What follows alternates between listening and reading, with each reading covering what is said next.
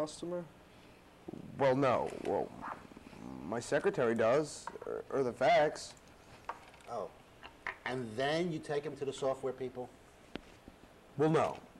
Well, yeah, I mean, well, sometimes. What would you say you do here? Well, I already told you. I deal with the customers so that the engineers don't have to. I'm good at dealing with people. I have people skills. Can't you understand that? What the hell is wrong with you people?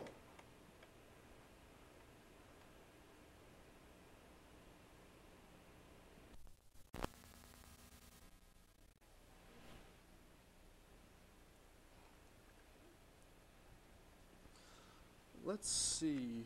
You are Michael Bolton? Yeah. Is that your real name?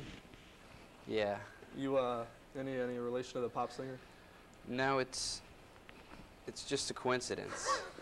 To be honest with you, I love his music. I do. I'm a Michael Bolton fan. For my money, I don't think it gets any better than when he sings When a Man Loves a Woman. You must be a real fan of his. Well, he's pretty good, I guess. You're goddamn right he is. So tell me, what's your favorite song of his? Well, I sorta kinda like them all, I guess. That's right. I'm the exact same way. But it must be twice as hard for you, being you have the same name as him and all. I celebrate the guy's entire catalog. Anyway, let's get down to business, Michael. You know, you guys can just call me Mike. It's like a Peter Gibbons. Uh-huh. Oh, there you are. We were just talking about you. You must be Peter Gibbons. Terrific. I'm Bob Slidell, and this is my associate, Bob Porter. Oh, hi, Bob. Bob. Gee, grab a seat and join us for a minute or two. Sure. You see, what we're actually trying to do here is we're trying to get a feel for how people spend their day at work. So if you would you take us through a typical day at work for you? Yeah. Great. Well, generally I come in about 15 minutes late. I use a side door, that way lumber can't see me. And then I sort of just space out for about an hour. Space out? Yeah, I stay out at my desk, but it looks like I'm working. I usually do that about an hour after lunch, too. I say in a given week I only do about 15 minutes of real, actual work. Peter, would you be a good sport and indulge us and maybe tell us a little more? Oh, yeah, let me tell you something about TPS reports.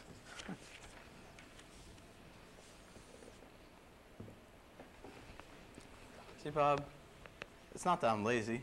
I just don't care. Don't care? It's a problem of motivation, all right? Now, if I work my ass off and Initech ships a few extra units, I don't see another dime. So where's the motivation?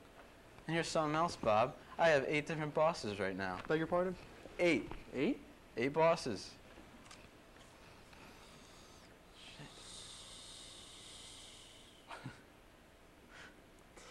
What's after that? So that means when I make a mistake, I have 8 different... So that means when I make a mistake, I have 8 different people telling me about it. That's my only real motivation. That's my only real motivation, is not to be hassled. That and the fear of losing my job. But you know, Bob, that'll only make someone work hard enough not to get fired. Would you bear with me for just a second, please? Sure. What if, and believe me, this is strictly hypothetical, but what if you were offered some kind of stock option equity sharing program? Would that do anything for you? I don't know, I guess. Look, I'm gonna go. It's been really nice talking to you. Absolutely. Pleasure's all on this side of the table, trust me. Uh-oh, got a problem there. Right, so there's 3 more people we can easily lose. Then there's Tom Smykowski. He's useless. Gone. Sounds good to me. Here's a peculiar one, Milton Wadhams. Who's he? Squirrely-looking guy, mumbles a lot. Yeah. We actually, we can't find a record of him being a current employee here. I looked into this more deeply, and I found out that apparently what happened is that he was laid off 5 years ago, but nobody told him. And due to a glitch in the payroll department, he still gets a paycheck. So we just went ahead and fixed the glitch. Great. So, Milton's been let go. No, just a second there, Professor. We fixed the glitch, so he won't be receiving a paycheck anymore, so it'll just work itself out naturally. We like to avoid confrontation whenever possible. So the problem is taken care of from your end. I'd like to move us right along to a Peter Gibbons. Now, we've had a chance to meet this young man. Boy, that's a straight shooter with upper management written all over him.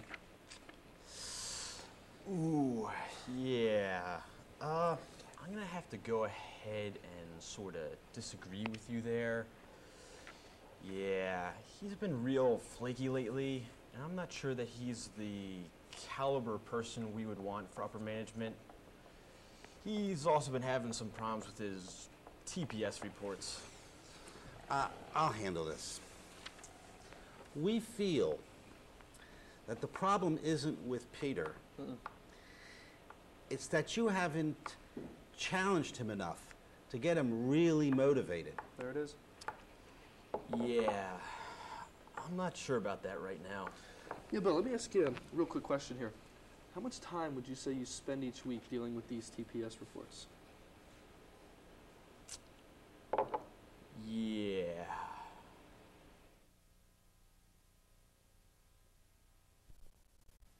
Missing it, Bob. Great one. It's terrific, Peter.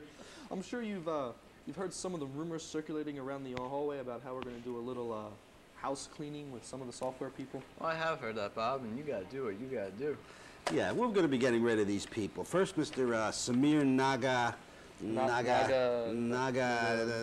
going to work here anymore anyway. That's great. Mr. Mike Bolton, nobody's going to miss him. So you're gonna lay off Samir and Michael?